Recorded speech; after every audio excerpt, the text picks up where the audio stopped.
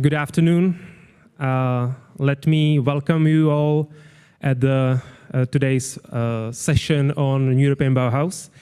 My name is Tomáš Vácha. I'm lucky to represent Prague in two European Bauhaus projects, or help Prague get involved in two projects on European Bauhaus. As you maybe noticed, this session will be also in English. If you check from the previous festival, we've got a lot of people joining us this afternoon. They just arrived. We have cities from the whole Europe. We've got very interesting guests, and this afternoon you'll actually get a chance to meet some of them and hear them talking and discussing. I have just a few technical points before we start. This afternoon session will be a lot about discussion with you, with the audience, with the panelists. So we have Slido. If I can ask to share the Slido code, so you can we get a Slido on there? So you can actually get engaged. We've got some people joining us online, so you too can use the Slido code and ask your questions during the whole, during all presentations, and then in the end we will read the questions and engage with the speakers. Also, after the break, there'll be a short, like online exhibition of European Bauhaus examples that we collected through our craft project, which will be also presented in a minute. So during the break, when you have your coffee, you can go there and see what other cities are doing. And last thing, we'll mention it again in the next section. This evening, there's a reception at the Lord Mayor's residency at 6:30. So everybody from the partner cities and everybody joining from outside Czech Republic is automatically invited. And if you are at the festival, you can meet people from festival and ask if there are still some places left to get in as well. So those were the technical things. Now, let me introduce our chair of the session, Annemie Wickmans from NTNU, who will tell you a little bit more about what the session is about and introduce the speakers, and will guide you through the event. So, Annemie, the floor is yours. Thank you, Thomas. So, my name is Annemie, and I am the coordinator of a European-funded project called CRAFT. CRAFT stands for Creating Actionable Futures, and of course for craft, you know, handicraft, doing things with your hands. And we thought, well, you know, it's the Czech presidency now of Europe, and there are so many amazing things going on in Prague right now, the Creative Bureaucracy Festival as well. And we thought that that would be a really good match with what we have here. So, and we have this craft urban movement with cities and universities and arts and culture and much more. And we have 6 amazing new lighthouse projects. So really that are going to demonstrate in practice, on the ground, in different European cities, how we can make the transition a reality. And then we have other programs and other supporters, etc., that are going to help us do this. Now, I hope that many of those that are going to be involved also are you.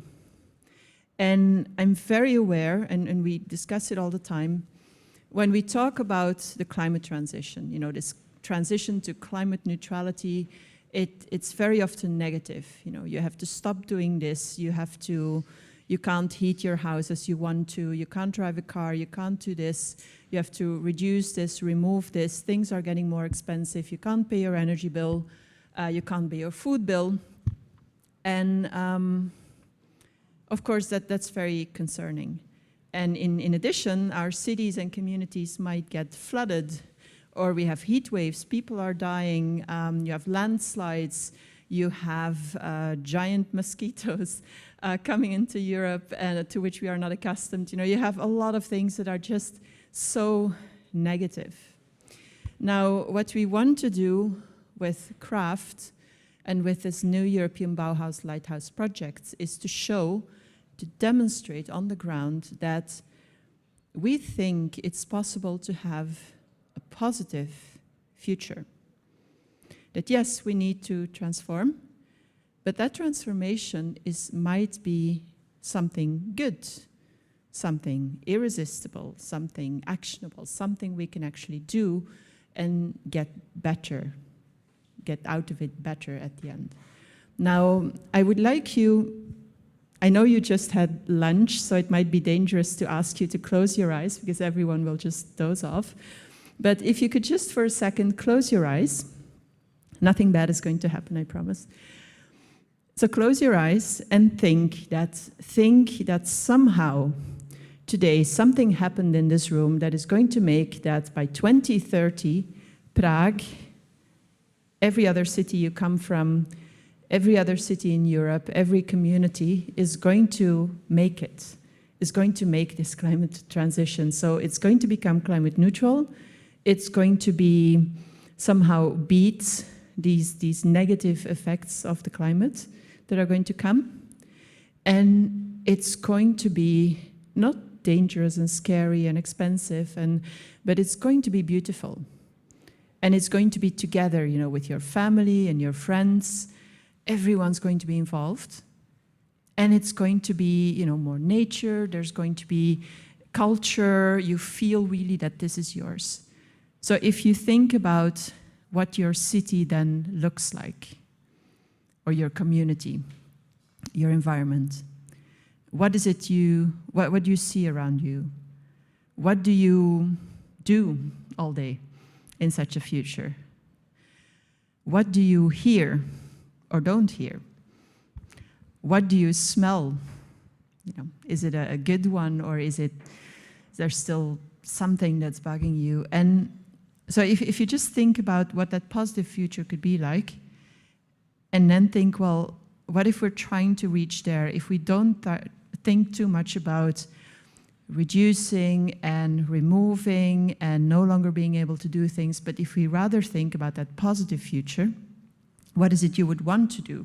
How would you want to spend your time with your family, with your friends, with your colleagues? Maybe you don't want to commute for 2 hours every day in order to do your job. Maybe there is another alternative. So what would that be like? And then imagine that now there is this craft movement. There are 6 lighthouse projects in Europe that are going to test how we can get there. And Prague is part of all of these. And hopefully other cities you come from as well. So that is what we want to show now in this session here. So we are privileged to have the leaders of all of these projects with us today, and they're briefly going to show what they are going to be doing, what they're already doing. And we're going to have a little discussion then on, well, how is this going to make a difference? And how can other people get involved? So one by one, we're going to ask the leaders of these projects to come up and to present what they're doing. And then after all of them have presented, we're also going to then open up for questions from the audience. And we're going to have a little discussion then between them on, well, what is that difference we're going to make? Now, before we start with these presentations, I would, of course, like to acknowledge and thank, the European Commission that funded all of these projects. And that is then, well, it's the Horizon Europe program. It is linked to the city's mission, so this mission that is going to create 112 climate-neutral cities by 2030, which is represented by the Director General for Research and Innovation, DGRTD. And you will hear from Laura Hettel, a representative, in a few seconds. And of course, we also want to thank then the big new European Bauhaus program of the European Commission, which is, well, run, acting head now is Magda Herbauska of the Joint Research Center. And she will also come up here and talk to you about what this is and how you can get involved. And then we also have with us from CINEA, so the agency that is helping keep all of these projects on track and deliver and get relevant results, etc. I can't see him right now, but Christoph Marx is in here somewhere as well. There you are, good, yes. And we also are lucky then to have with us people from Net Zero Cities. Yes, there you are, Nikhil and Louise, who are also going to be part of it with us tomorrow. To see how we can combine the climate neutral cities and this beautiful, inclusive, sustainable, regenerative future. And then we're also going to have some of the funding programs that's going to be for tomorrow, not for in this session, but for tomorrow. And we have a lot more people, you know, so it's basically, it's not about a few people, it's about a whole European network of different organizations, public ones, private ones, citizen organizations, foundations, non-profit, cultural, arts and culture, and so much more that are all pulling in the same direction. And we hope to be able now to inspire you to join us and to see what we concretely can do onwards. And of course, many of you already have joined us. We had before the summer a call for craft cities. So which cities in Europe would want to be part of testing this transition? And in total, then we have 60 cities and city clusters that have joined us that want to test how they can become climate neutral, but then making it beautiful and inclusive and just and resilient and everything else. And that journey starts today of how we're going to work together to make this happen. And we will work on this today, tomorrow, and then of course in the future as well. So first of all, we have a lot of work to do. But before we start that, I would like to invite Magda to come up here and to briefly introduce what this new European Bauhaus is about. And as many people might not know what it is, I hope you can explain it in very simple words. Okay. Thank you. Thanks, Annemie. And so I have a very difficult task of explaining what the new European Bauhaus is in a few minutes. So I'm going to try to do my best. Maybe to start with saying, you know, where the idea came from, how it all started. Of course, everyone has always been supportive of the idea of the green transition and that we really need to do something for our planet to be able to continue living on it. But we realized in the Commission that, everyone was sort of intellectually on board, but not always the heart was in it. So that's why the idea of the new European Bauhaus came around to sort of make it easier and clearer for people, you know, how to engage with this green transition, and also because we all agree that we need to do a set of things for our future, and our future needs to be sustainable. But we always, beforehand, we sort of tended to forget the human element, you know, our need for beauty, for belonging, and this is what we're trying to address with the new European Bauhaus. So just as the original movement at the beginning of the 20th century was all about an innovative way of doing things, the new European Bauhaus is also about an innovative new way for us to live on the planet, to engage with our living spaces, to have a different lifestyle that would support the green transition. So inside the European Commission, we call the new European Bauhaus the soul of the Green Deal. And so we started with the idea of 3 values that we really wanted to shine through this initiative, which is sustainability, which is beauty, and which is inclusiveness.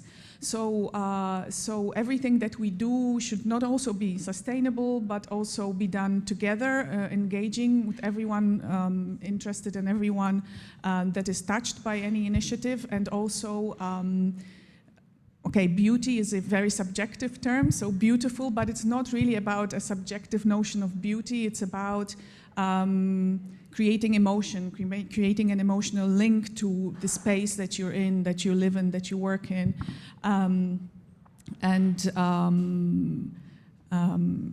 Yes, I will not say more about beauty because that is always a big topic. So if there are questions on that, I can add later. So as you know, the whole adventure started in September 2020 with the speech of the President of the European Commission, and really our team inside the Commission started working in the beginning of 2021. And for the first 6 months, we had what we call the co-creation phase. And this is, again, something quite new, how we work in the European Commission. We really wanted to hear from everyone, and not just their views, but really about their experiences and how they imagine this new European Bauhaus, how should it be built. And this is on the basis of this consultation that we then came up with the proposal in September 2021. We have the European Commission communication on the European Bauhaus, and that's when the implementation phase starts. So there are many, many things that we are doing right now. I wouldn't even know, where to start to tell you about all of them. But maybe what I would like to start with is the community, because what we're really trying to do here is to change mindsets, so and to engage as many people as possible, and to work in a truly transdisciplinary and multi-level way, and to link the local with the global, because of course we're looking at real transformation on the ground, but we're also looking at how different transformations in different places can learn from each other and can grow together. And this is also what the Lighthouse demonstrators that are present here today are about. So we started in 2020, 2021, and today we're very proud to say that we have a growing community, a very big community. We have over 500 partners, official partners of the new European Bauhaus, and partners are non-governmental organizations. And then this year we also started a new category, which are friends of the new European Bauhaus, and this is more for local authorities and for businesses to join the community. We have our high-level roundtable of inspirational thinkers from all walks of life that help us sort of guide the way of the new European Bauhaus. And we're very happy that this year we have 3 new very famous members, all of African origin. So we're also wanting to look a bit beyond Europe to get different sensitivities in and to see if we can expand even internationally this movement.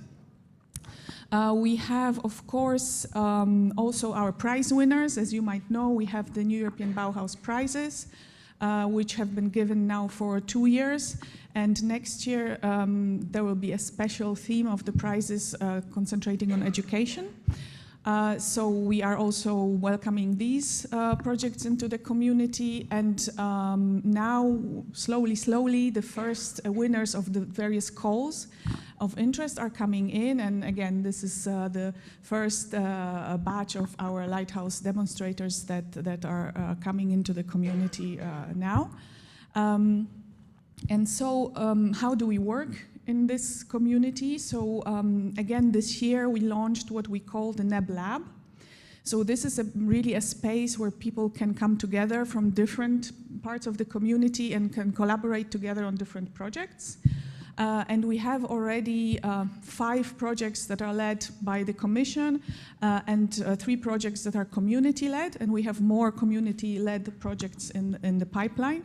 Again, if people are interested, I can then later tell you more about those projects, but we're looking at things like innovative funding for for NEB projects. We're looking at a possible labeling strategy. We have done a regulatory analysis to see how, when you want to do a NEB project, whether you would be hindered by some legislation or maybe helped by some legislation, how we can learn from that. So this is the type of things that we are doing. Very soon we will come out with the first part of the labeling strategy, which is the NEB Compass. And this is really I'm very excited about this document. We all hope that this will be really helpful for people who are doing projects to assess whether they are NEB and on which level they are NEB. So we, in each of the 3 values, sustainability, beauty, and inclusiveness, you will have 3 different levels. So to be NEB, you might be level 3 on sustainability, you might be level 2 on beauty, you might be level 1 on inclusiveness, and you will be still NEB. Of course, this combination can change. And also we measure with the compass the ways of working, so the transdisciplinarity, the participatory approach, and the global, local global dimension. And again, there are 3 levels that you can fulfill these criteria if you're a NEB project. So this is something very exciting that will be out soon and hopefully will be useful to everyone working with the NEB. And so I just wanted maybe also to mention that inside the Commission, we also work in this transdisciplinary way across different policies. So the NEB team is situated in the Joint Research Center of the European Commission, but we work very closely with most Commission departments, and of course very closely with Research and Innovation that is present here today, but also with DG Regio. You will have some explanation of a new DG Regio call tomorrow, and many, many others. And also the funding of the initiative was put in place also in this transdisciplinary way to sort of use different programs from the Commission. And so here the Lighthouse Demonstrators, they are financed under Horizon Europe, but again we have other projects that are financed from other Commission programs.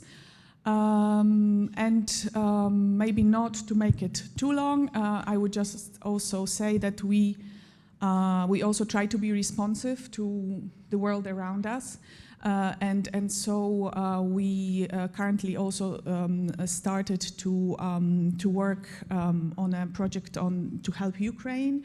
So it all started with one of our high-level roundtable members, the Japanese architect Shigeru Ban, who had a very sustainable system of partitions for people, that were coming in and were needed to be housed in gyms and schools, etc. And we helped upscale that, and that has been used now in many countries. And we're also working with Ukrainian experts in Ukraine to see what are the needs on the ground for a possible NEB way of reconstructing Ukraine after the war. And we will have those reports soon, and we will also do a series of learning webinars based on that. So what I really like about this initiative is that, it's very inspirational and very, it has a lot of theory behind it, but it's also very real and very, touches our everyday lives, and we try to, as I said, respond to even crises that we can see in our everyday situation.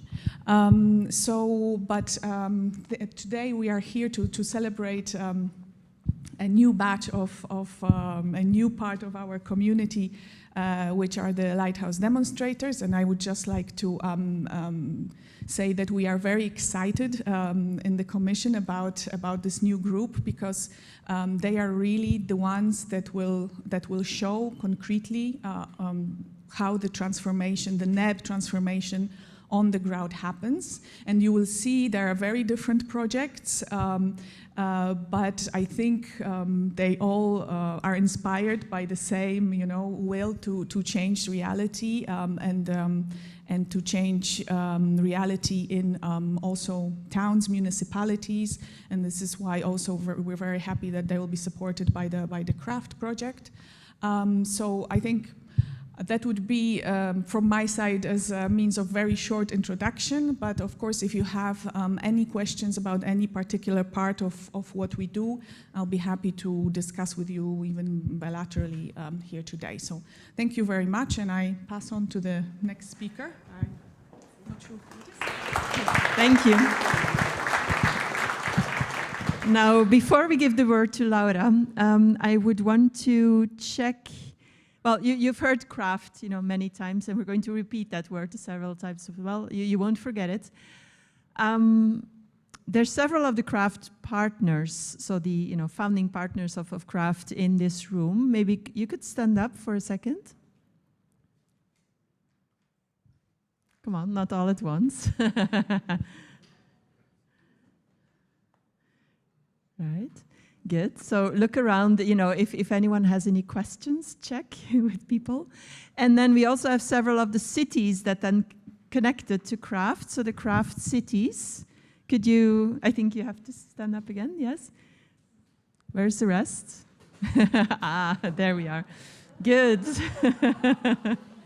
Good. Again, check around you, and maybe during a coffee break or for later, or if you have any questions, linked to people. It's a bit dark, so you might not have seen all the faces, but we'll have enough time later on then to also get to know each other.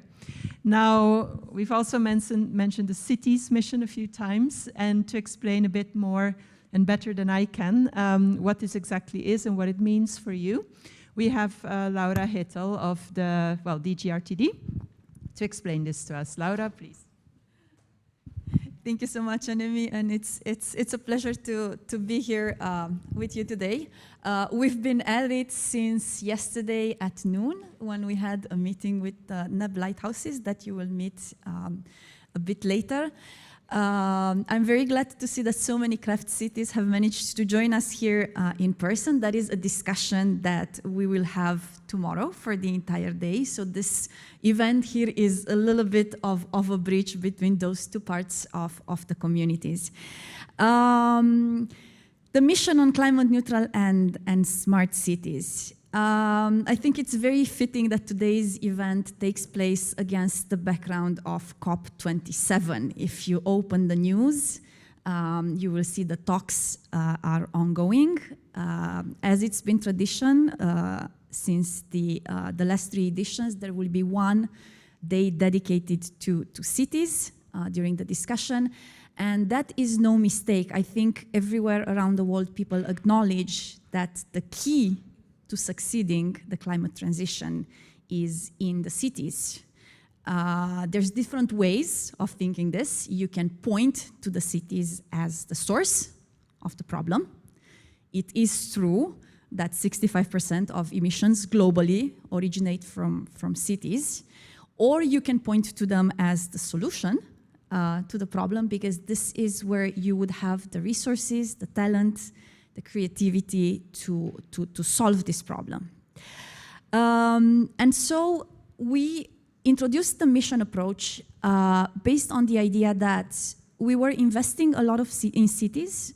There were a lot of initiatives ongoing, a lot of projects that were giving good results, but the challenge that we are facing now is on such a scale that no single project, no single actor will be ever able to address it on its own. And although a lot of good things were happening, they were not gluing together as they should. And you would have expected that after all this investment and after all this talent and expertise that we infuse in cities, that things would move a bit more faster, a bit more efficiently, that the actors in the cities would work together a bit more seamlessly. So we wanted to give a push to that process, but at the same time, we didn't want to do it. We realized that also our way of doing, in which we maybe provide the funding upfront, and we say, well, there's work to be done in energy. This is the kind of work, apply, and you may win this funding. We decided that we would instead put the cities in the driver's seat, give them a little bit of a creative space in which they can come up with their own vision first, It's that moment that Annemie started to initiate with you, right? Close your eyes, and if anything was possible for you as a city, how would you like to be by 2030? And once they have that figured out, and by that we mean in collaboration with their professional stakeholders in the cities, with their citizens, once everybody in the cities is in alignment, they commit to a certain vision, they commit to an action plan, then they can start identifying the investment needs that they need, and we would match them to that source of funding.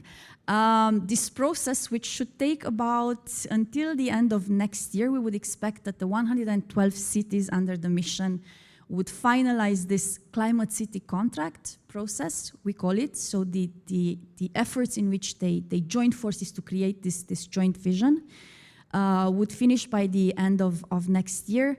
And of course, then it would be, we would be moving to the stage of the actual implementation of the plans developed by the city.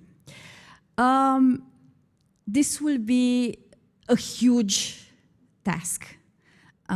We're trying to shift the thinking, and we are lucky to have today 2 participants from the Net Zero Cities Mission Platform. If you could stand up, Nikhil and Louise, because these are the brains. Louise is not there, but Nikhil. Okay, then all lights are on you, Nikhil. These are the people, these are the brains behind the operation. They are setting up a community of practice in which cities can interact, can learn from each other to speed everybody's implementation and everybody's thinking.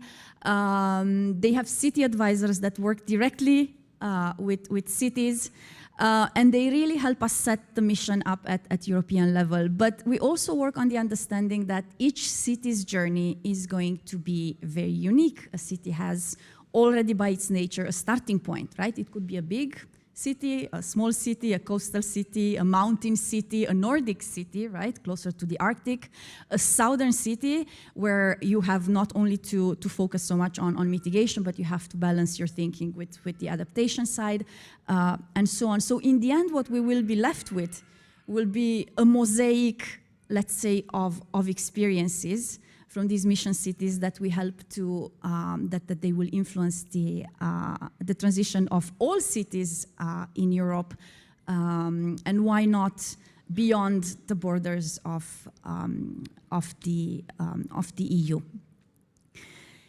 How does the new European Bauhaus factor then into all of this? I mean, what I described sounds pretty technical. I mean, we're talking about curbing emissions, right? So ideally that we would visualize that as either numbers, you know, a graph where numbers are dropping, or changes in infrastructure, right? An overhaul in your transportation system, in your energy system. And again, we get back to those ideas of the transition being sometimes framed in negative terms, as Annemie mentioned, but also being disruptive to everyday life of citizens. And the new European Bauhaus presents a different narrative to that, in the sense that, and I think I would cite here the words that the Commission President Ursula von der Leyen used in their announcement of the new European Bauhaus, when she said, yes, the European Green Deal, it's going to be very technology intensive, it's going to require a lot of overhaul in terms of infrastructure, but it also needs to have a soul. And by talking to many people who work in the cultural and creative sectors, this is the moment when they say we literally gasped and we said, oh, because they have been preaching this message for years now, right?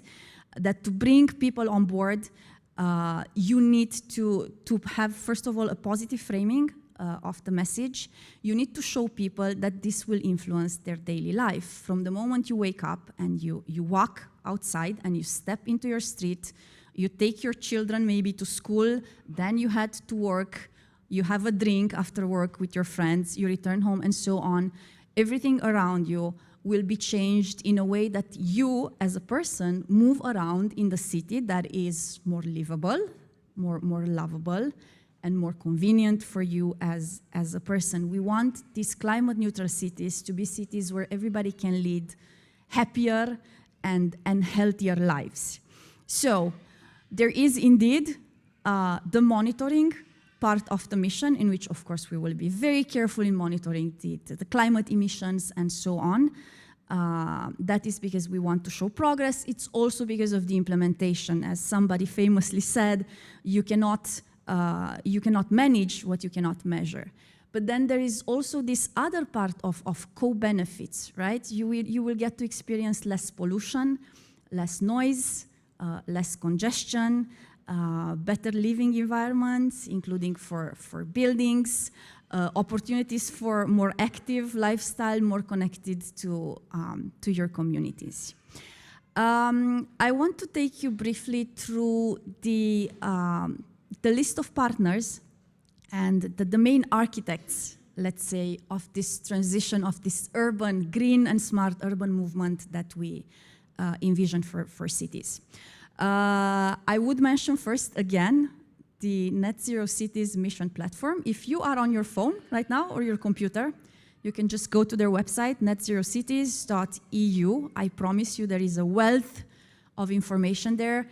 If there's one newsletter as a city representative or even as a city inhabitant, if you want to be connected at what is happening, the latest on climate action in cities, this is the one newsletter that should be in your inboxes.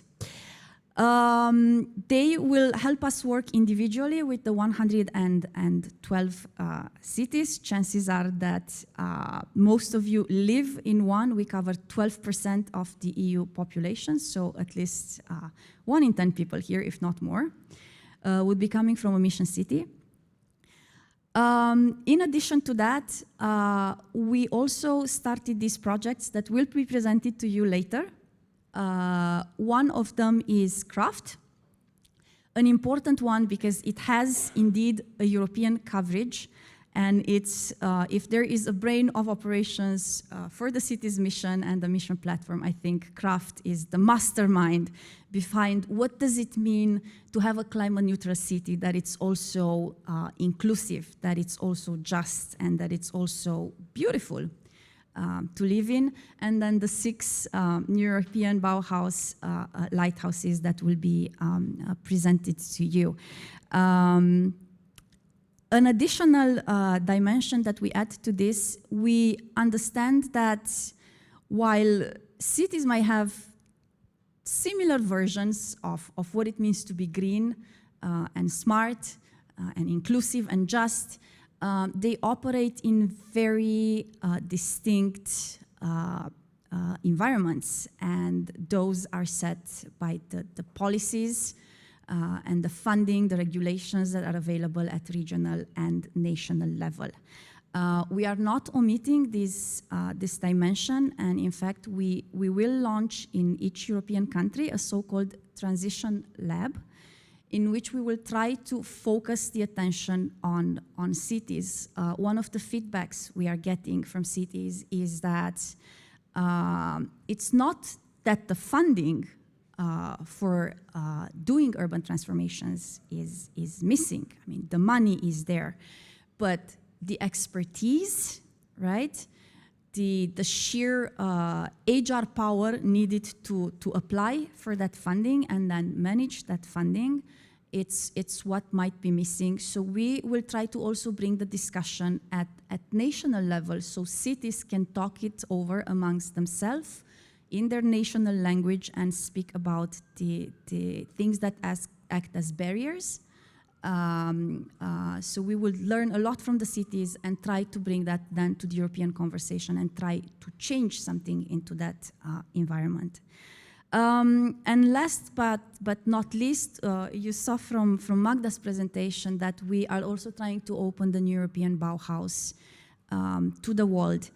And here I would like to put a bit things into context by giving a sobering number, I think.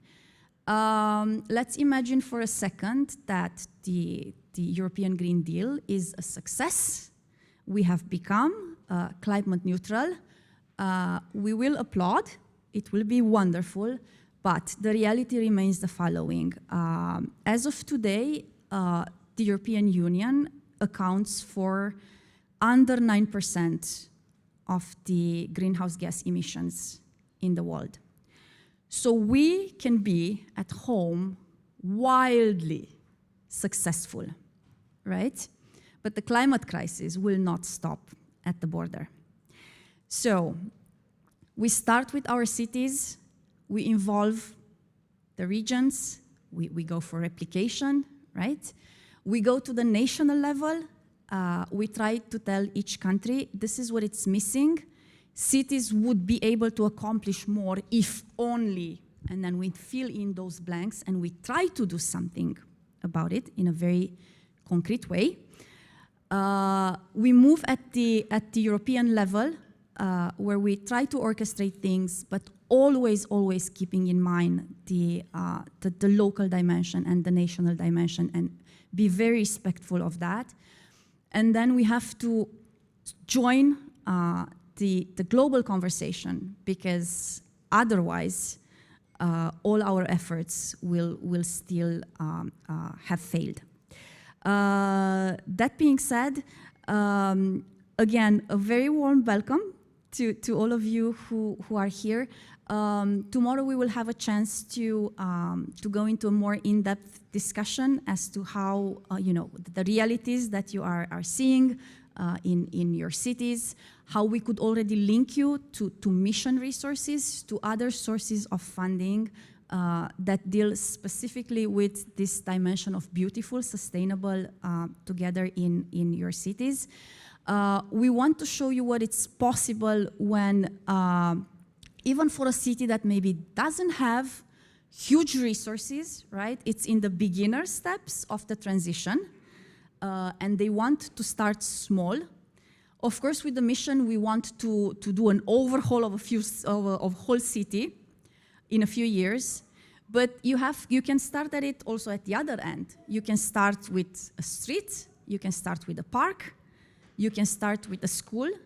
And the advantage of doing that is that you bring people together and you show them a new way of working in which you involve all the people that are concerned by that area of the cities, that have a stake, that use that area, and so on.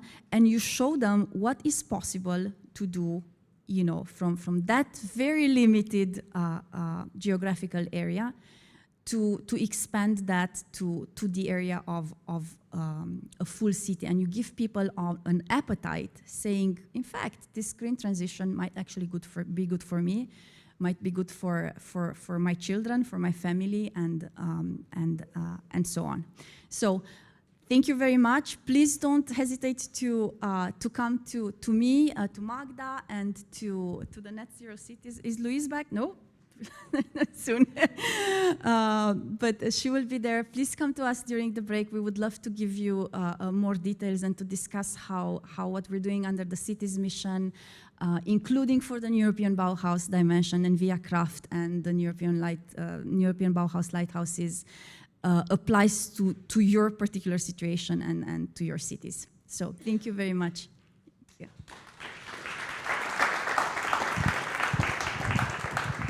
Okay, thank you, Laura. And yes, so let's see, during the next coffee break, I guess there will be a lot of questions, and we'll try to be around and to answer them.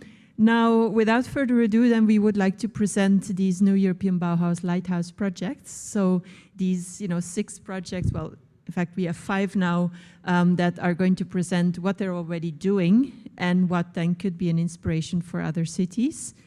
And I think we're going to start with Mariana and Bauhaus of the Sea's Sails.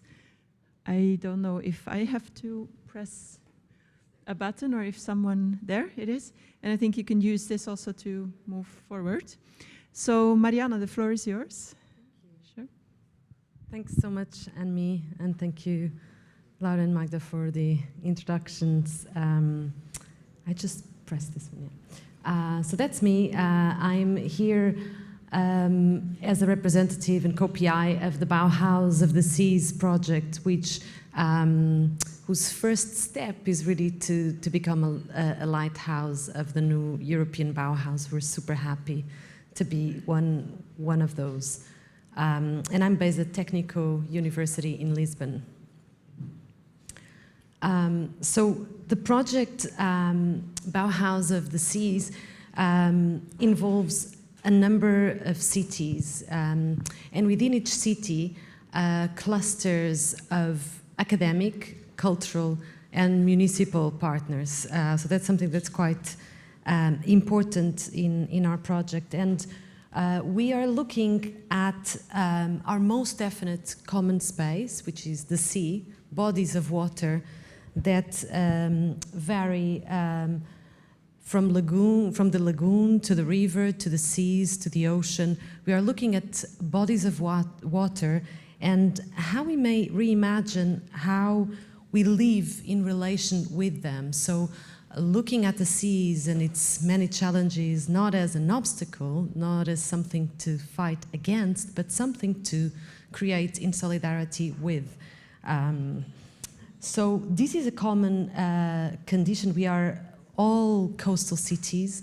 This is a common condition to over 40% of European citizens. And we are looking at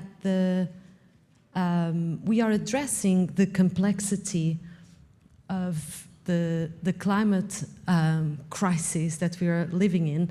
As Timothy Morton, who is a contemporary philosopher, called it a hyper-object, so complex, so vast, and difficult to grasp.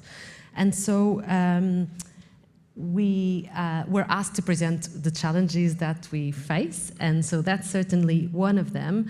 And so all of our cities have aquatic ecosystems that are deteriorating. There is a disconnection from nature, a need to preserve cultural heritage. There's huge pressures of impact of tourism, and there's of course kind of perhaps more global challenges such as food security and scarcity of resources that we'll all be facing in the next few years.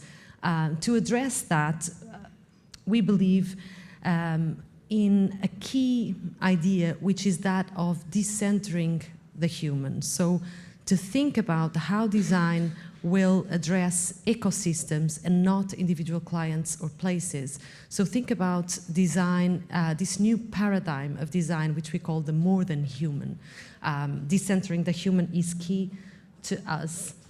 And we, in order to tackle this very complex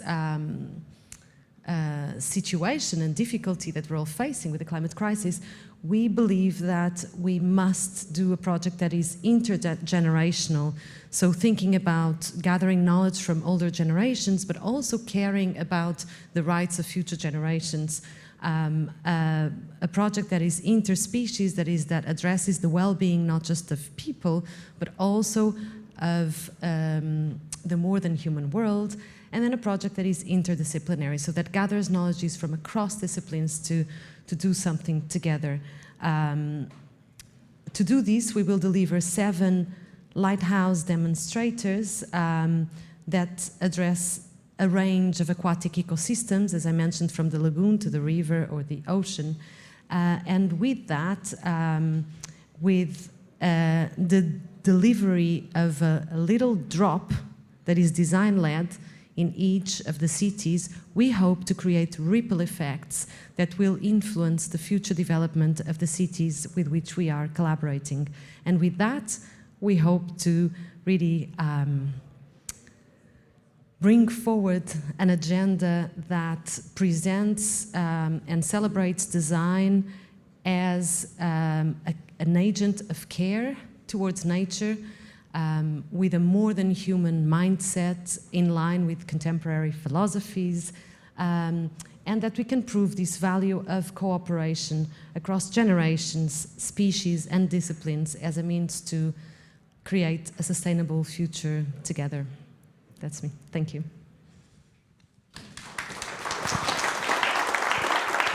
Thank you.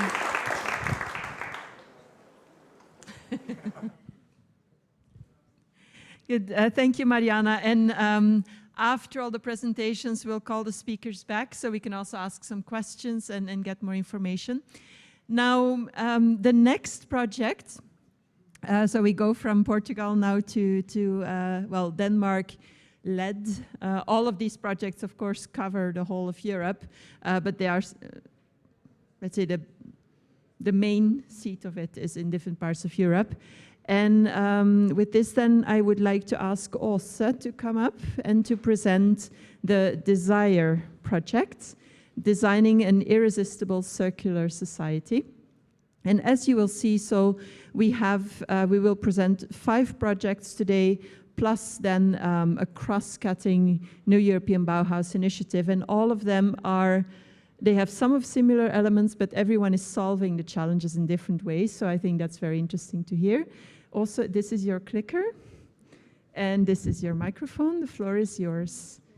I think it's this one. Okay.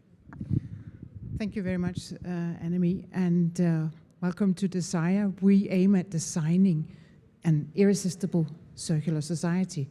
And the main aspect here is irresistibility. How can we transform our cities and basing on creating choices that are so attractive that there's no choice behind it? It's obvious that you choose this choice, this sustainable, the circular choice, to become the irresistible choice. We have actually 8 different sites, 8 cities involved in the project from 5 different European countries. But I will focus on the 3 Danish sites, the 3 Danish cities that are involved here. And one is on the west coast of Sjælland, Kalundborg, and then we have 2 cities that are in the very close proximity of Copenhagen, Herlev and Høje-Taastrup. And it's because each of them represent a specific theme in our project. For instance, when you're talking about Kalundborg, it's about creating or transforming through symbiotic relationships. This is defining the activities and experimentation they're working on there. In Herlev, we are talking about a theme called what we call reconciling cities with nature. That's defining the activities they're working with there. And the final site is in Denmark is Høje-Taastrup, which is about creating social and inclusive housing. So these 3 themes define also the activities in the European sites and create a coherent approach, you could say, to what we are trying to do.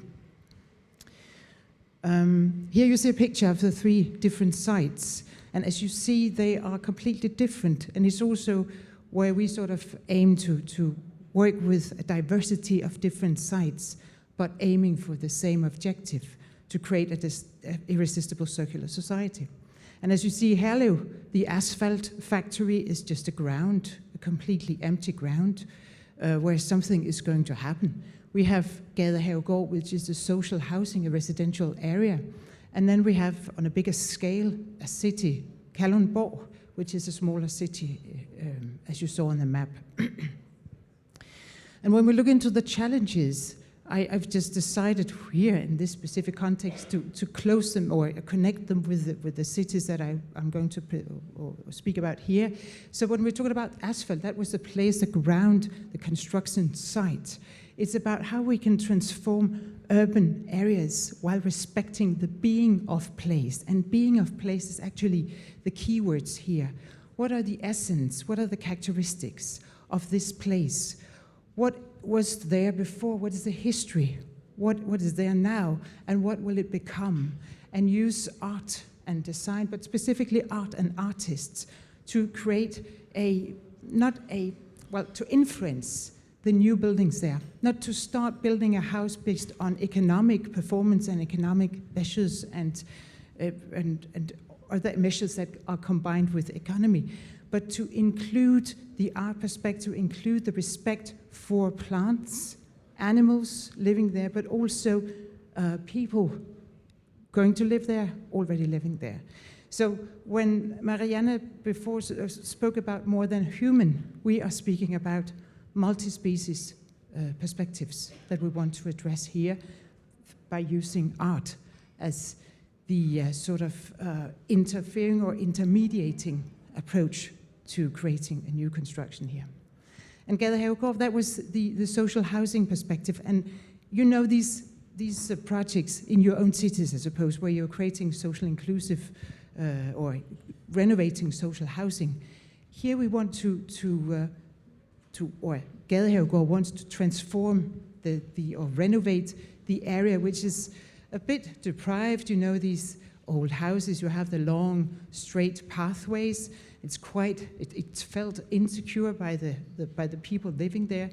How can we transform it into becoming an attractive place? They actually have a lot of space between the housing. How can we use this space on transforming the whole area so it becomes more attractive?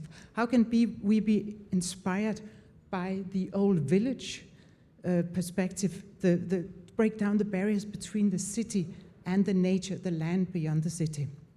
These are some of the challenges that they will be working with, involving the citizens, but also circularity principles in transforming this site. And then for Kalundborg, where the city is involved, it's about creating a completely new campus. It's about building a campus that also houses for the students. It's not going to happen during our project, but what we're going to work on is how can we define this by getting inspired from how the municipalities and the industrial complex in that specific cities are working together in a symbiotic relationship where waste from one sector feeds into as value into another sector.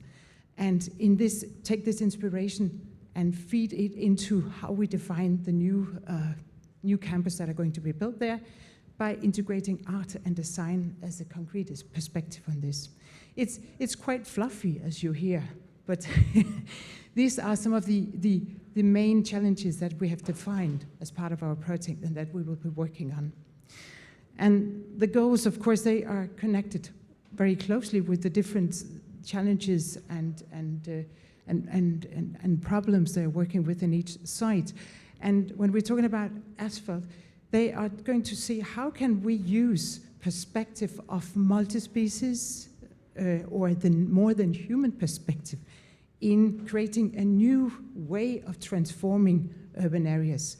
How can we include this perspective when we start building on a site where there is actually nothing built yet?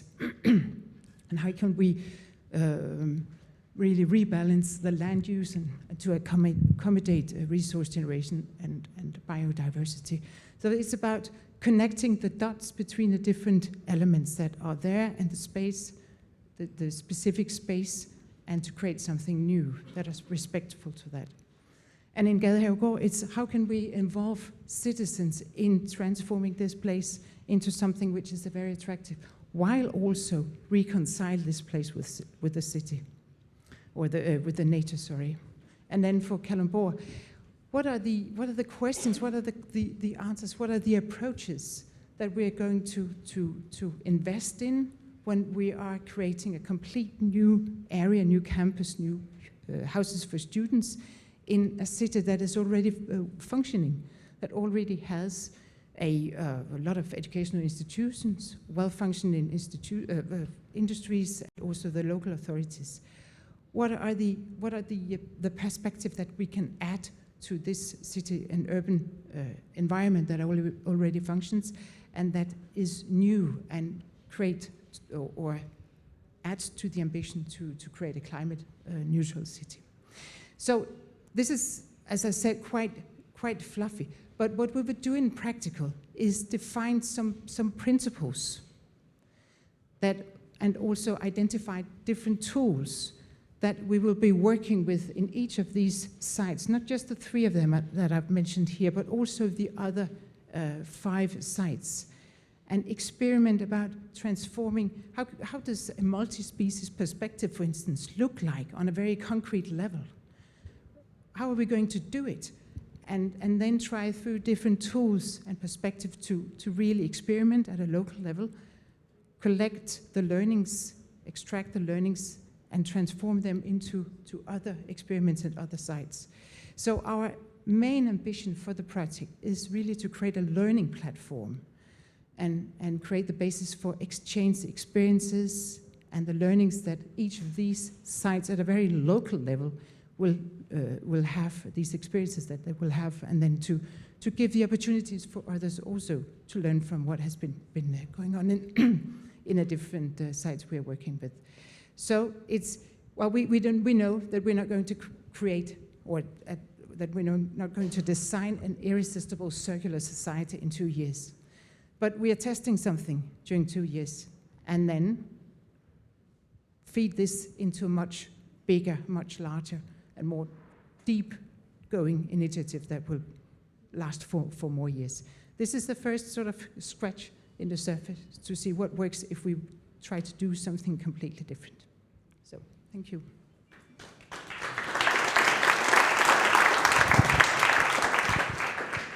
Thank you also. And I think when we hear about these challenges, I think a lot of cities have very similar challenges. Well, we know because you sent them to us. And the interesting thing is that now in the Horizon Europe program, in the new European Bauhaus, etc., it is actually possible to get funding for testing these. So each of these projects that is now being presented has received 5 million euros to test exactly these things and to share them with others.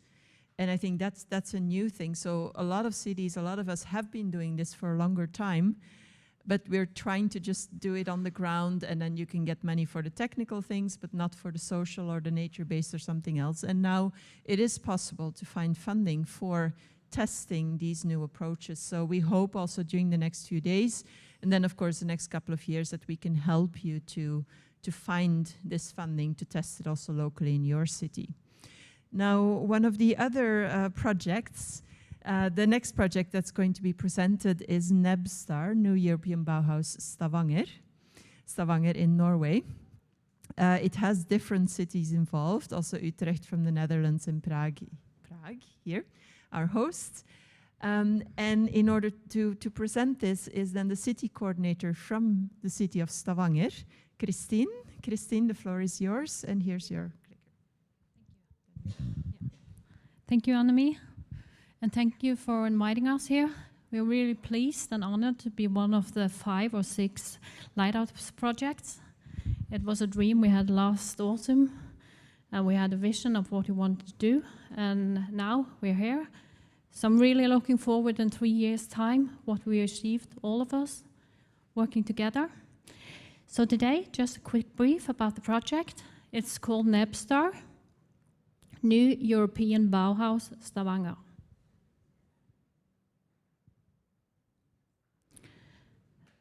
Yes, so this is Stavanger. This is one of the test beds that we're going to use. And Stavanger is on the west coast of Norway. It's the 4th largest city in Norway. It's dominated by oil and gas for the last 50 years. But before that, there was a lot of different industries. And I think it's also always been quite like an international city because of the water waves. It's been a lot of contact with Europe, with England, with the Netherlands, with Germany, with Denmark. So we're always just not only trading, but also like working together, finding new solutions together. So I think this fits Stavanger very well. We're over 180 different nationalities, a lot of expats, and we need a green transition because we can't live by our oil and gas in the future, so we know where we have to change and we have to utilize all the knowledge and all the people that live in the area. The challenges. The challenging is used to like the infrastructure of housing and also the heritage. We can't demolish all the houses, just build new building blocks. We have to look at them, understand the value, and see the uniqueness. And what makes a neighborhood is also some of these old buildings. Maybe you think it's not that beautiful, maybe it's not that sustainable, but then they have a history and we need to keep the history.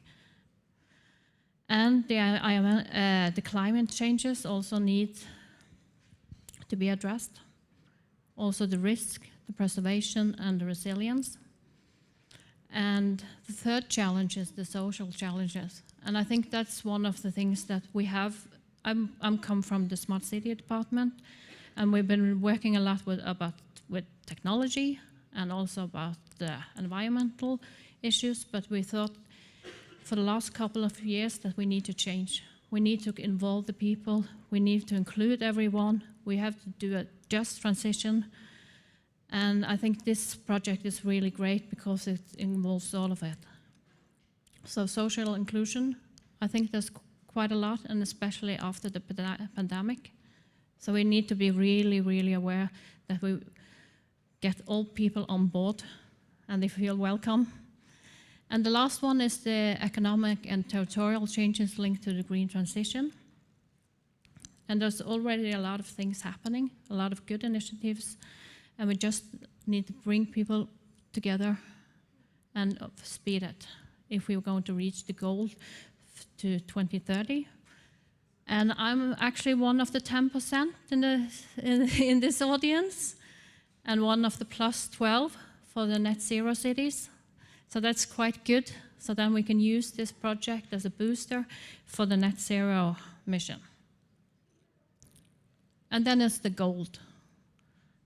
I mean, we would like to have all these nice things that we were talking about, and then we need to have something concrete and specific as well. So maybe it's more like the results than the goals, but the co-creation process, getting to know all the voices, understand the different perspectives from the public, from the different entrepreneurs, residents, tenants, shop owners, small businesses, large businesses, and so on.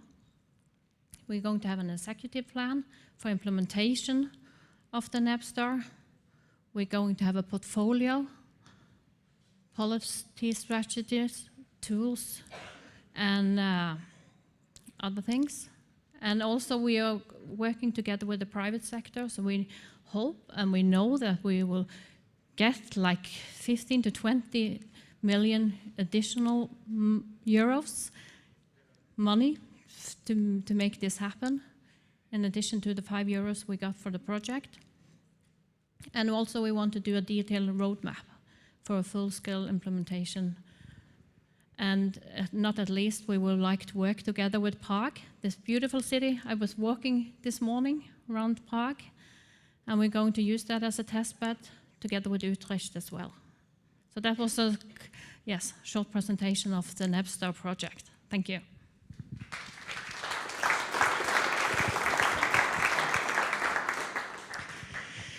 Yes, thank you, Christine. So you're going to be quite busy. You're a mission city, and you're linked to craft, and you're a NEB lighthouse. And I don't know when you're going to sleep, but we're very happy that you're here, and that you'll also be able then to talk with a lot of people to find new connections.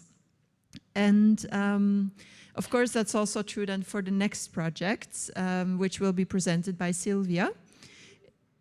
Sorry? Yes? So it's about creating neighborhoods. It's linked to Munich. And Sylvia, could you please tell us more about the project? You can drink something first. And sorry, I caught you off guard. Sorry for my voice. If it yeah, thank you. Okay, thanks. Yeah, we were the consortium in Munich. We were brave enough to say, well, this time it's not an European network, it's a place-based project in Munich. So some look at us a little bit with a little bit bewilderment, I would say. So why do you have only one site where you implement? But of course, we are linked to many other networks and other cities in other projects. So this time, we really try to be on the spot.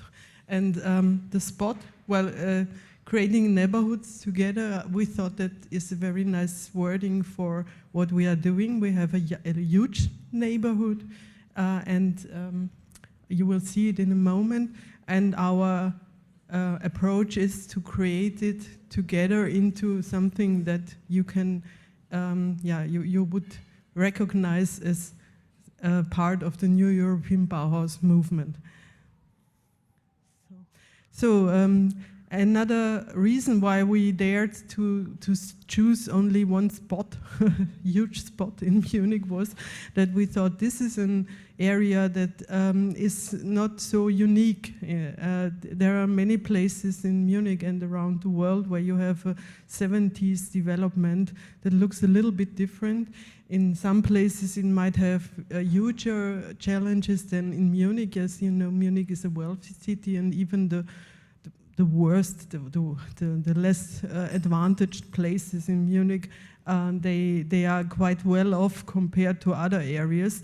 But nevertheless, in this area we have a very high share of international population, and not all of them are really part of a lively community. Some of them have been living there for 50 years and have never had the opportunity to become an active member of a community that is really changing their own environment, or they are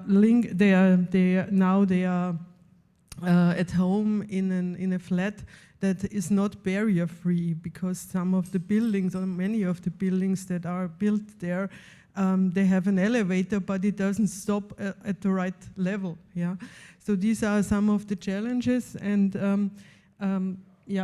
I listed them here. So the area is about 1,100 hectares large and has 65,000 inhabitants plus the working community. And it's not only that there are a lot of social challenges, there's also a lot of potential, and that's very important, because there are some bottom-up initiatives already there which have not been inspired by the Bauhaus so far, but we link up with them, we join forces, and these are the first addresses we approach when we will start our process of working, which I will introduce in a few minutes. We have a market-driven development, so buildings are torn down, parking spaces are reconverted into housing, so the character of the whole district becomes more you have a more diverse character within the district, but nevertheless you have these huge areas that go back to the 70s. We have large office buildings, and they lose their function. They lost it even before Corona, but now especially. So we have one place of 48,000 square meters that is should be torn down, but we hope that it will change and they will use it again and expand the place, but not tear it down. We have another one of 48,000 square meters where the company sold the building lately, and we have no idea what will be in the future, but we will approach them as well.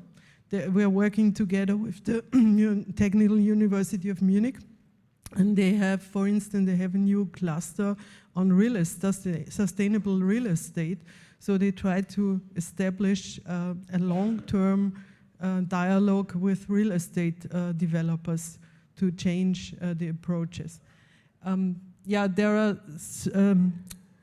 parts of the huge area that are even more in need of urban regeneration and also in need of retrofitting, and there's a special national, regional, local funding scheme for those areas. We will find synergies with them, and we hope that our approaches will feed into their methods for the future and into their measures for the future. As I said, there are physical barriers, not only inside the buildings, but also in the layout of the footpaths. The cycling paths are not very well designed, and you have huge streets and long distances for people walking. You have yeah, we have a lack of multifunctional structures and a lack of meeting places. One problem is that people are not so well off that they can afford to go to expensive restaurants. So this became much more difficult during the energy crisis now, and nevertheless we will try to create that kind of places. And we have green areas in between, so can I go back? I think so. Yeah, so in between those buildings there are green areas, and in the beginning you had lots of different functions linked to these areas, but they got lost in the last 50 years, and you cannot say if this is a private ground or if it's public ground, but it's not there's not a high variety of functions. So there are some areas where they start to privatize parts of the green areas, and we try to work against that and create a more lively and more also linked to food production and to beauty green areas. Yeah. For that we, sorry, maybe I go back again. We have created 10 NEB actions, and I will come back to those actions later, and these are embedded in 2 processes, and they work very closely, they are very closely interlinked. That's why we have this kind of a chart for our work packages. Yeah, so what are our goals? We have really a holistic approach, and it's based on what the city already did before, and it will be embedded in what the city is going to do after the project. We will create, our idea is to have, we heard the idea of drops today. What we thought of, we will plant seeds and have an urban innovation landscape. This is the picture we have. And the seeds we are planting are those 10 NEB actions, and they are from all different types of measures that you need to have an integrated urban development. So they tackle green areas, they tackle footpaths and mobility linked to walking, they tackle the housing problem and the energy retrofitting, they tackle shading and public power resources, regenerative power sources, and things like that. So including, for instance, energy community creating, and also developing cultural places for young people. And these 10 seeds that we plant, we hope that they will grow, but very important is that we embed them in these 2 processes, and one is the co-creation process, which is designed as a cultural process, and the idea behind is not only to add culture to what we are doing, but we will bring researchers from one part of the city or from one part of this city society to this area where you have the local experts, the people living there, and to build a bridge or to create a common room where they can co-create. That is the aim why we involve the cultural and creative people. We have, with their approach, not to very efficiently aim at one specific goal, but to open up room for innovation and real co-creation. And linked to this, we hope that with our partners of the entrepreneurship sector, so we have schools for entrepreneurship linked to as partners of the consortium, and these entrepreneurship programs, including scholarships, including a mobile makerspace that will be put to the area. This entrepreneurship process will, so we hope, will boost what we started in our 10 NEB actions, and make it possible to scale up and replicate, not only with the force of the public sector, but also with entrepreneurship spirit and business creation. And this is what we hope to reach with our project. And scale up and replication in Munich and beyond is, of course, our final goal, and we will link the project to our other networks. We have 15 international experts. One is here, Maria. Is she here? No, she's not here. Here she is. So Maria from art school, Elia Art School, and we have more international experts who will guide our implementation and especially advice on replication potential and dissemination of our activities.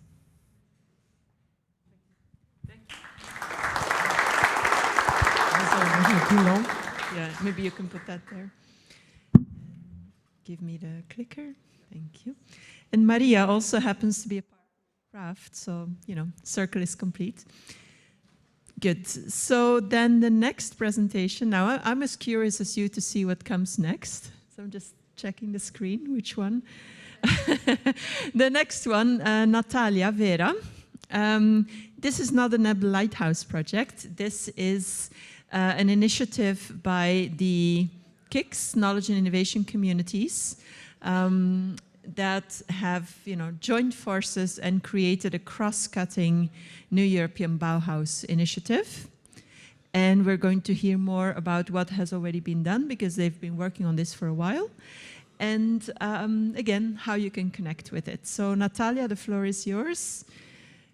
Green button, clicker, and this one. And then microphones there. Thank you.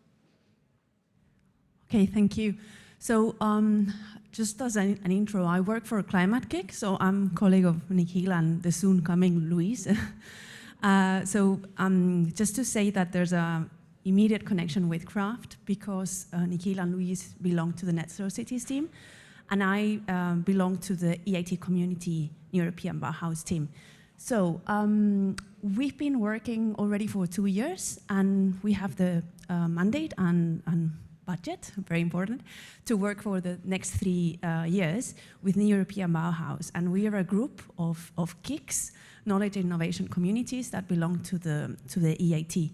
So it is EIT Climate Kick leading this initiative, and we are working together with EIT Digital, EIT Food, EIT Manufacturing, and Food Manufacturing, Mobility, and Digital. Yeah, that's it. Sorry. So I'm sorry I just bring this boring flowchart in comparison to the beautiful pictures that the other speakers brought. But I think it's interesting to understand what we're doing. So basically, the activity we do is based on 3 key pillars. You'll see like the blue balloons over there. So what we think about an European Bauhaus when being implemented is that first, there needs to be like some understanding of it. So that's why we're working with ideation and education. Then, and very importantly, we need to bring citizens in the game. They are the main characters when we think about the European Bauhaus. So that's why we have the European Bauhaus citizen engagement activities over there. And then, of course, if we want to put the European Bauhaus in place, we need to have products and services in the market that are compliant with the 3 core values of the European Bauhaus, and that can be available for people to buy and to acquire and to use. So this, in a nutshell, is what we're doing, but I won't use more time on this. Just emphasize that what we strongly believe, and this is aligned with the JRC, so Magda, you'll agree on this, is that we're trying to develop a social innovation. So that means that it is not businesses or authorities or we experts deciding what needs to be done in a city, but it's the neighbors of that place that really need to say what they need, what they want, and then accordingly to redesign this public realm, together, of course, with authorities, experts, and all of us, yeah? So what challenges are we facing? So with this 2-year experience in developing this EIT community in European Bauhaus, what we've witnessed is that we need more raising of awareness and understanding of the European Bauhaus initiative. If you go today to Prague, to this main beautiful street, or to Charles Bridge, and you ask an ordinary citizen, are you aware of the European Bauhaus? I don't think anyone really knows on the ground. So the first thing is that we really need to spread the European Bauhaus and make people understand. And it is so easy to understand that it's sustainability. We've been working for this since the 80s, 90s, please. Inclusiveness, and people will understand this because already the 2030 agenda says something about not leaving anyone behind, right? So that's also something that we have acquired.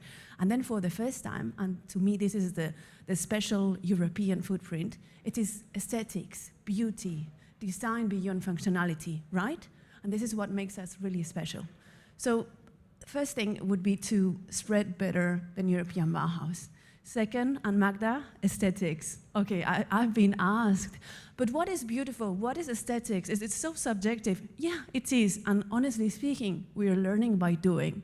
But what I always say, and Magda, you said this, it's something emotional, it's something you feel. So it's quality of experience, right? Then also you'll tell me, quality of experience is also subjective. Yeah, it is. But okay, let's leave it there. And I also think that what we've witnessed is that people, NEB actors, have difficulties in integrating the three main core values simultaneously. So some people say sustainability, yes, and this is a very inclusive project, but where is the aesthetics? Or the other way around. So the simultaneously inclusion of the three core elements, this is a difficulty we're facing. And then the next step, after being aware and understanding of the NEB initiative, it would be creating this ownership feeling. What we really want people is not only to understand, but to say, hey, I want to be part of this. I want to do NEB. And look, each of us can do NEB in everything we do every single day, no matter who we are. And that's why we need to bring in everyone into the game. So local authorities, you're here, you're main characters, regional authorities as well, businesses, entrepreneurs, universities, academia, citizens, of course, social groups, NGOs, everyone needs to come into the game. And it needs to be mainstream in all sectors of life. NEB can be everywhere. If you walk through Prague or your own cities, you can see little NEB things that you didn't know were there. So it's about architecture, of course. It's about urban design, urban mobility. It's about climate action, manufacturing processes, cultural and art, healthcare, education, economy, digital. It's everywhere, and all sectors need to be coming into the game. And also, a big challenge I see now, it's NEB coordination and complementarity. So when Ursula von der Leyen, our president of the Commission, launched this initiative in 2020, it was brand new, okay? But since then, we've been becoming engaged more and more. So the challenge to me now, it would be, okay, to not step in each other's foot, but to be doing something complementary, supporting each other, and helping. So that would be also something we need to look at. So what are the goals? So as I said, our key stone is social innovation. Okay, people, what do you want? What do you need? And then all working together with these three core values. And very importantly, not only releasing a product or a service or a good, but testing with the social group that demanded that solution, that this is really what they needed. And it's about changing the mindset and having an European Bauhaus mindset that will turn in a European Bauhaus demand. And that's why, again, we as the IT community NEB, firstly, we are developing NEB online courses for free, by the way. So please, civil servants, authorities, this is for you. So use it. It's already there, and it will help also your social communities to be more engaged and more understanding of European Bauhaus. Also, because we think we need to provide products and services available for consumers, we are identifying NEB startups that can release these products and services. We choose 20 per year through a European Bauhaus booster call. This is open to your startups in your city, so please spread the word. There's also a contest, very beautiful one, around ideation, and over there we're having hackathons, and the students at the hackathons are having solutions, ideas for their local communities, and the best ones are chosen to go into the next level, which is the maker spaces, where they test with the social group that demanded that solution, and they eventually become real, that solution, through a prototype. And also we're having these citizen engagement calls. One is about asking people what they need in their neighborhood, in their location, in their place of work, and having collective ideas on how to resolve one problem or several, and co-creation of public realm. And this is very interesting for you. These are annual calls, and we are asking a local authority to come together with a social group to redesign a square or a playground or public schools or whatever. So this is also for you. Use it. There will be another call next year around this. This year we're working with 18 projects throughout Europe. And very last thing, quality of experience, aesthetics, beauty has to do with long-lasting experience. And what we witness is that sometimes cities or NEB actors find it difficult to continue their solution, to continue their idea. And that's why, for the first time, as from next year, we as the IT community, NEB, we're having specific NEB coaches and mentors to support and to walk together with you your path. So very happy to be here with you, and it's very inspiring to hear all these stories. Thank you.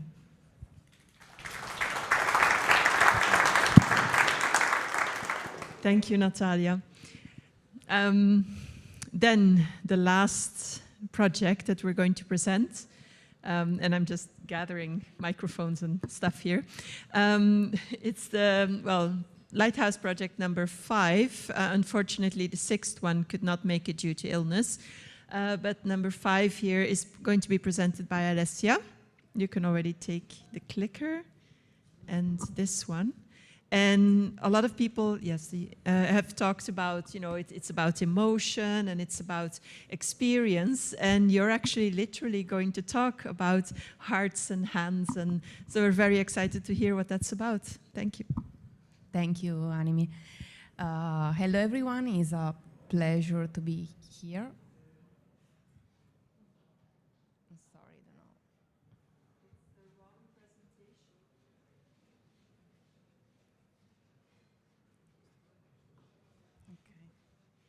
Okay. Yes. Okay, perfect, thank you.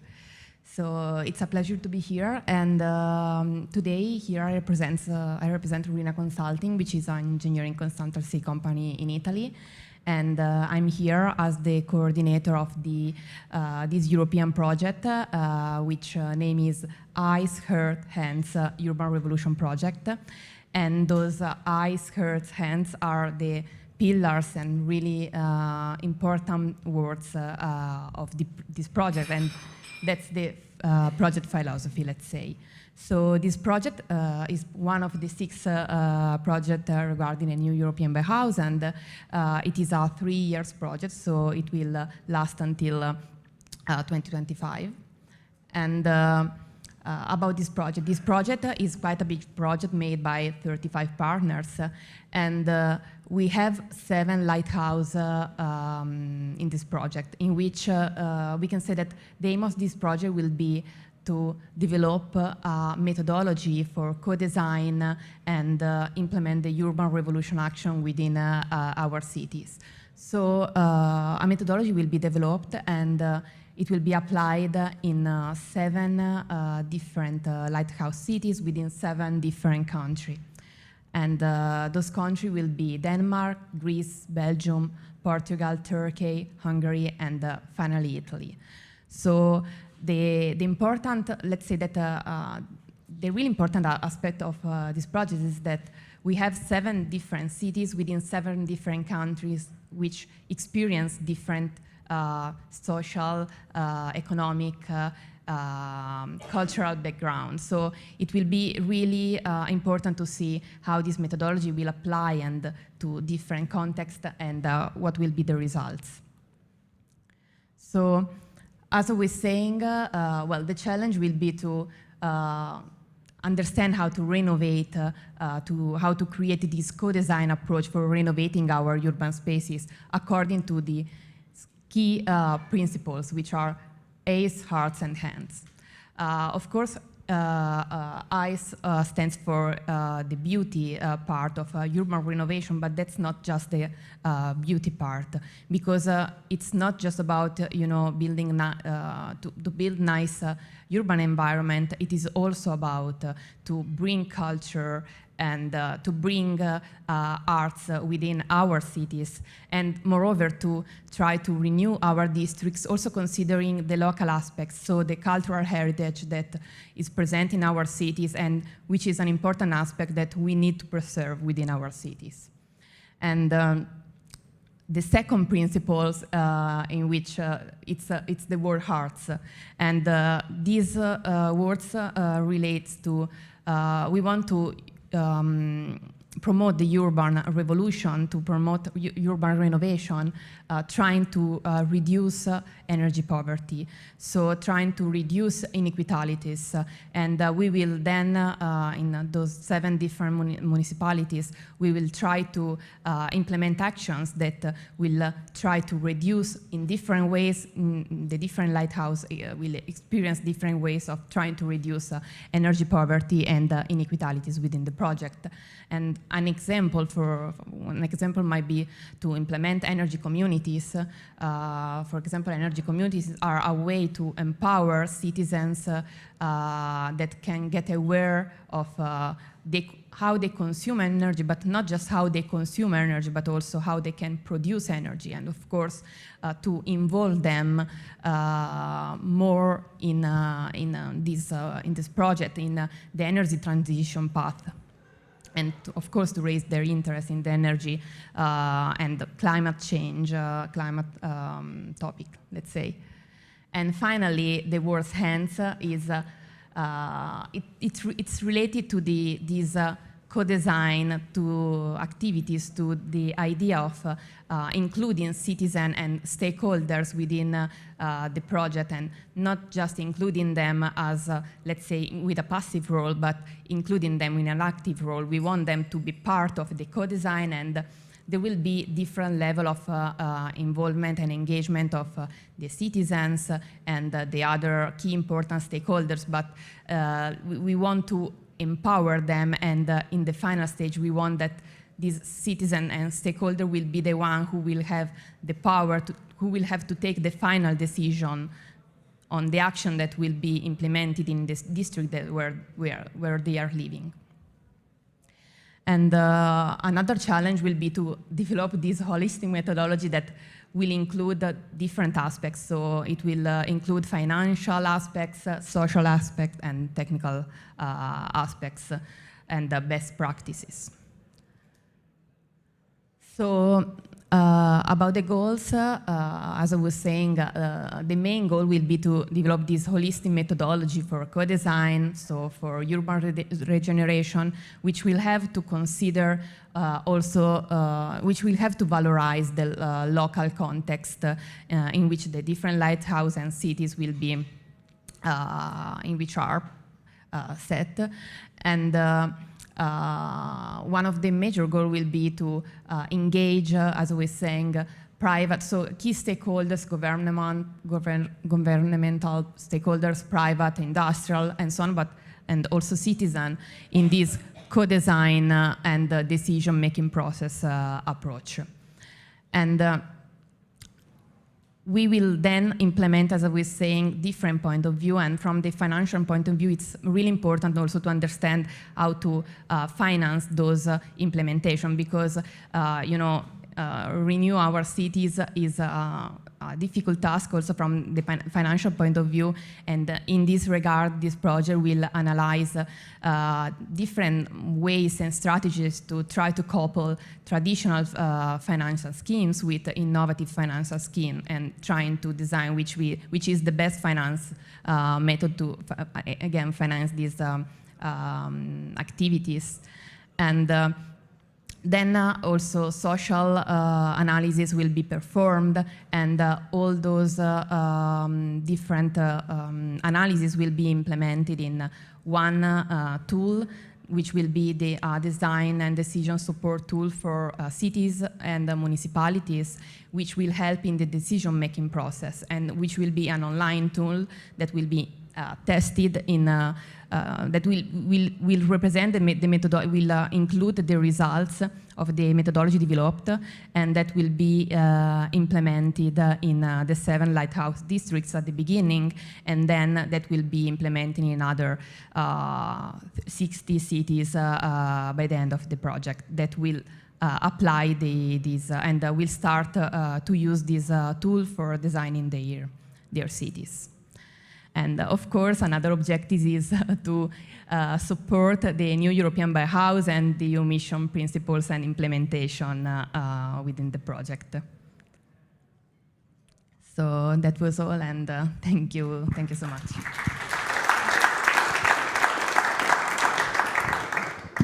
You can actually stay here. And well, you can take a seat. And if we could ask Natalia and the NEB Lighthouse speakers to come back up.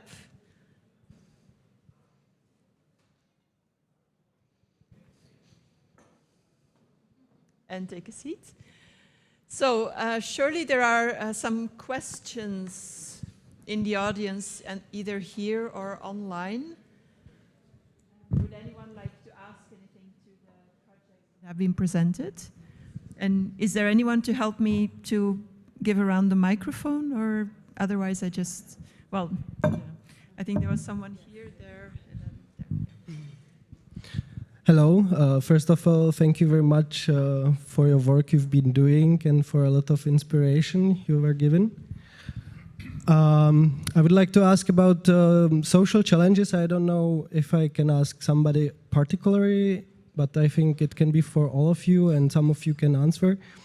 I would like to ask you about if you have any good example of working together with ethnic and national minorities, and I don't mean those who are living in your city for decades, but especially those who are coming in recent years. Because I'm living in a city in abroad, and there is a lot of people from Africa, Middle East, and also currently from Ukraine. And I have a feeling that they are not really participating in the city at all. It's also because they are for a short time. But in a long-term vision in the city, they might stay there and they will be part of the city. And I have a feeling that the city is not really taking it into consideration right now. And it's maybe also because they don't know how to do it. So if you have any good example how you tackle this social challenge in your cases. Thank you very much. Thank you. Well, you have a couple of microphones lying in front of you, so if anyone wants to address this. Yeah, I can provide 2 examples. I mean, the city of Munich has set a very active policy of integrating people, also newcomers. And I would like to mention 2 examples.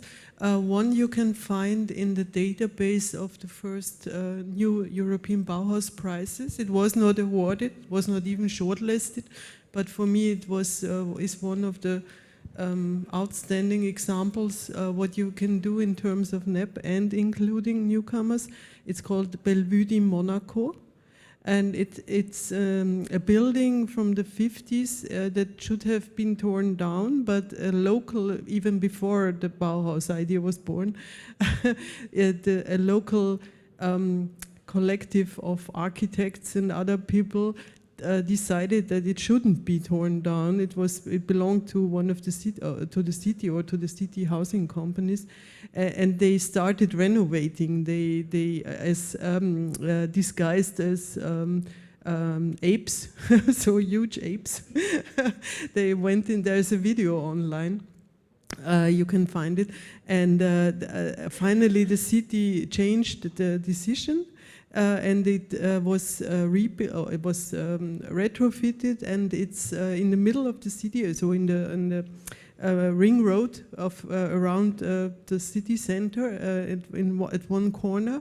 It has a cafe and restaurant, and it also provides living space and advice for people who came to Munich recently. This is one example. And the other one, I think it was awarded recently by Eurocities, Eurocities Award for the Ready School, which gives IT training to people coming to Europe, to Munich. So you can find both online. I can give an example of how these Eyes, Heart, Hands European Urban Revolution project is going to try to reduce inequalities and make citizens part of the community in one of the 7 lighthouse cities. For example, there will be a library that will be renewed. And the idea will be to organize trainings about language and also about the culture for foreigners, so for newcomers, so to try to integrate them in the society. This is an example, or another example will be to renew houses and districts that will have a social, that will be, for social values, or for poor people, or also to create space in which people can get together and socialize, for example, like innovation hubs, or a space with culture, organizing cultural and arts activities. That's how we are going to implement. So the aspect will be to try to make people part of the society and part of feeling part of the neighborhoods and the city. Maybe I can add with a project we supported last year. This project took place in Mataró, which is in the outskirts of Barcelona. So per se, it's where people try to live there because they don't have enough to rent or to buy a place in Barcelona. So over there are a lot of immigrants.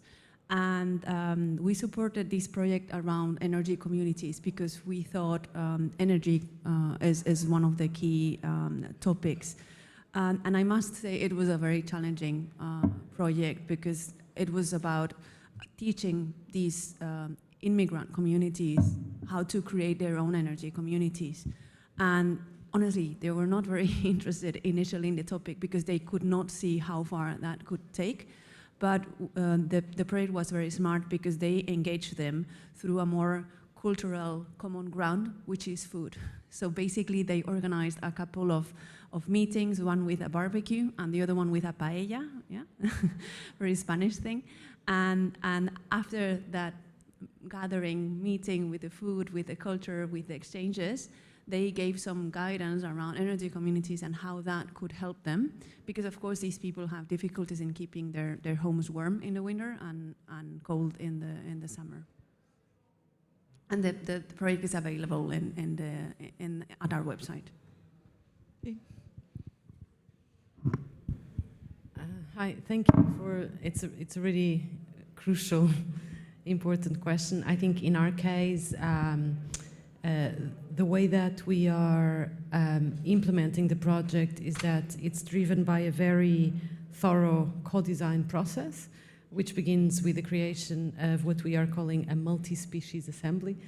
In this case, this is, of course, a group of people that is representative of each of the contexts of the city, but which also takes on the role of representing the more than human dimensions of the sites we are working with. And from that process then, we will identify actions from what we call a menu of drops. Each drop is an action that falls into a city and has kind of a ripple effect. And within those drops, some address particularly the question that you were mentioning. One of them is a tool on inclusive storytelling. This is a practice that's been developed by my colleague Valentina Nizzi at Technical University in collaboration with our partners IIT in Genoa. And the idea there is to narrate the city, to the cultural landscape of the city and historical too, from the perspective of vulnerable communities. So it's about retelling history, which I think is really quite important. And then we have other drops, one on ocean literacy that engages particularly children because and proposes a mode of learning that is from children to ourselves rather than the other way around. So I mean, I could talk about more, but I think perhaps these two give an idea of how we are tackling these social challenges that we take so seriously. Thanks. It's not a concrete and proven example, but just taking from our project, the being of place, or the place of being, to be very specific towards the context and what are the experiences, what are the history, and take on a listener approach. Listen to what the people are experiencing and what are their sort of ambitions and dreams, and what are also their barriers, and perhaps use art as the intermediary approach that can break down some of the barriers that this integration is an example of. Christine, and I think you've also been using food as a meeting space. I heard it several times here. Yes. So should I answer about food or should I answer about integration? I thought the combination. Okay, because I think it's a very good question. Just to say something about the question first. I mean, we have like new students coming to Stavanger. They get a program, and refugees, we got program. But I think, like in many cases, there's someone like in between, people just coming from other places working, and we don't see them, and we don't really know what they want and what they're interested in. So I think that's something we should address in this project, to see how can we get like the ordinary people that we don't fit to any of the specific programs would be great. And when we started talking about this project, I've been working at the place funded by the government for people and places that needed it most. And there was a lot of initiatives to different target groups. And I said, what are you doing to like get refugees involved or get people from other city or disabilities, or what you do to get the youth, so on. And all the time they said, we bring food and meeting places. Either we bring food because we sit around the table and it's common and everybody knows, depending on where you are from around the world, food is always common and you can talk about it, and everyone has the knowledge about preparing food. So it was either used just like as an icebreaker to talk about people and meet new people, or they prepared food together. Or like urban farming or so on. So we said we need to bring food we think that's a really important tool to connect people. So that was like in the beginning. Thank you. So yes, you've been waiting patiently for your question. No problem. I'm from Turkey, Izmir Metropolitan Municipality and Bodrum Municipality. Izmir Metropolitan and Bodrum are craft cities, and also Izmir is one of the 112 cities associated countries. So we are also a part of the adaptation mission as Izmir and Bodrum. So we started to work and bring stakeholders, everybody together. But my question is to the friends who are already working for creating Actionable Futures project with the well-defined challenges and goals. So I'm an energy modeler, trying to use the plan the future with the technologies of the future. So since we have these goals, to reach these goals, handling the challenges in sustainable energy climate action plans also, and European Green Deal also, and what we are going to do for 100 cities, 2030 climate change, we need to plan the future with the technologies of the future. I mean, we need to start from somewhere and then go step by step, and each step we should calculate the best economical, feasible solutions to reach the target. Otherwise, we are doing something, small things, but we never go to the target. So that's not the intention of the European Commission. I mean, we want results and to reach there with all these 30 innovations and all the money spent for this. So for the cities, we are trying to do in Izmir and Bodrum is to plan the future with a decision support tool. So that's my worry, and since this is a collective effort European-wise, we need to spend the money more efficiently and without well-defined targets and steps to climb. We will just do parts of the Lego and it never becomes a big Lego. So that's why I want to know how you are going to approach this. Thank you very much.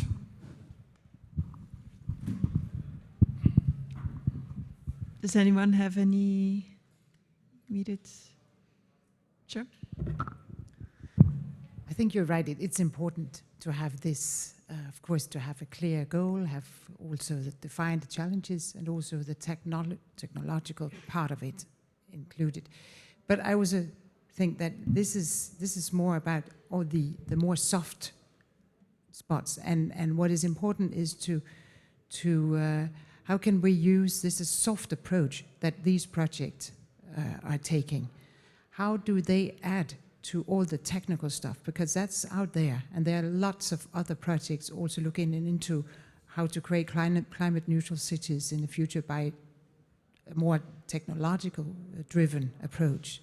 But this is about including human beings, and also more than human beings. It's also about perhaps turning the perspective a bit upside down to identify new approaches, not just do more of the same, but do new things, new approaches, and what can we learn from it?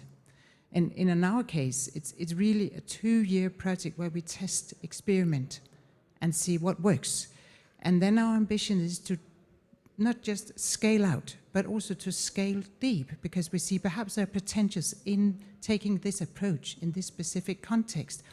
How does it work if we combine it with a more technological approach? If we include the more, the more hard approaches, the more aspects that are more concerned with how do we really measure the output and the effects of what we're doing. So I think it's a new start or the new path we are sort of starting the journey on. And this is, of course, in my opinion, it's quite fluffy, it's quite chaotic, but that's the way it is when you start with something completely new. You need to learn, and you need to also to build the future while you learn. It's really learning by doing. And I'm sure that some of what we are developing will not work. But then it's also a result that see, okay, this doesn't work, and at least it doesn't work in this context. Perhaps we could try it in another different context. But really, because there are so many projects on green transitions out there that have a more technological approach. But our projects, at least the project that I represent here, is not so much, it's on the soft parts of it. How do we work together?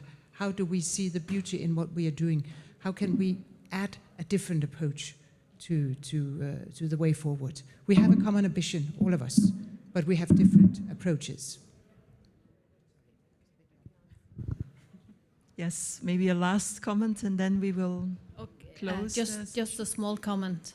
Yeah, it's just we know that at least Stavanger, and I think we see today on the news, not the rest of the world as well, we won't reach the goals for 2030 the way we're working now. So we have to work in another manner. And one word we used in the kickoff in the NEB Star was readiness. And we know that we need to mobilize. We need to be on the same path. We're not quite sure what path and the goal is at the moment, but we know with co-creation and learning and all the perspective, we can get to a more like common goal. And if we get more people involved, it's a better chance that we can reach a higher level of or closer to the goal for the next 7 years or so. So I think that's what we at least learned from the 3 days kickoff, was readiness and mobilizing people. Yes. Okay, everyone can have a very, very brief Just very briefly to say, you know, I'm someone that comes from the world of architecture and design, and I really believe that innovation doesn't only take place in technological centers and in big research centers. Innovation often happens in small design studios, and I think the opportunity here by crossing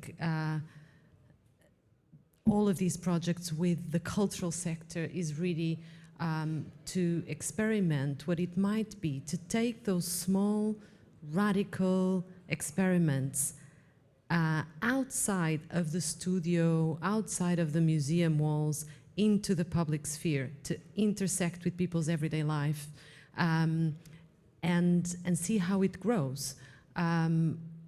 I believe that this is the opportunity that we have here. Culture not as communication, but as a possibility to ignite change. And so I believe that these small, perhaps a little bit chaotic experiments that we're all doing across the board, I think they have real potential to change the way we live. Yeah, thanks. Yeah, and also it's true that in the past decades, what we did was little nice projects here and there, but they didn't change anything. So our experience now is that what we need to change is a system. And for system change, what we need to do is to understand how that system works and find those trigger points that are the ones that will be changing the system. And to do that, you need to involve everyone. So not only local authorities, but local authorities are the main characters, bringing in business, these cultural and creative, small ones, big ones, medium ones, citizens, of course, social groups, academia, researchers, everyone into the game. And again, it won't change in a day, but with this system change approach, I think we will make the effective change that we have not been able to do until now. I would like to add to the goal of becoming climate neutral. Yeah? Of course, we need technology, but sometimes we overlook that before we use technology, which also needs energy, by the way, there is a lot we can do to save CO2. And for instance, in neighborhoods, we have 2 examples. When you improve the public space and when you improve the comfort of walking and cycling, then you save CO2, but you won't be able to measure it properly. So you can measure when you improve the cars, yeah, then you can say it's less CO2, but it's very difficult to measure when you have many more people using the public space and walking instead of using the car. And the second point is when it comes to food. We will not only have pop-up actions with regarding food and green areas, but the aim is in the medium term to establish new chains where you can produce food locally and use it locally. For instance, in school canteens or in canteens of the big enterprises in the area. And this is a huge potential for saving energy and CO2. And it's also difficult to measure it. Yeah, and you can use technology to improve these things, but it's not the main focus. So the focus is to change the system and use technology inside a changed system. Thank you. I think our time is up. I know there's more questions, so you could either send them to this Slido and we'll collect them and we'll try to answer them afterwards. Of course, for the craft cities, we also still have the whole day tomorrow with more discussions. And to point out that, of course, now a lot of local activities were presented, but all of these are going to be embedded in long-term territorial transformation plans. Many cities are both part of the city's mission to become climate neutral and of craft to link with another NEB initiative. So a lot of cities are trying to combine it, and as you mentioned, trying to change the system, not have one path, but try different things together to see if that can make a change. So we're very interested also to hearing from you tomorrow or via Slido or something else to hear what you're doing and how that could be brought into a broader audience. First, we'll have a coffee break, and I'm sorry that we ate into that coffee break.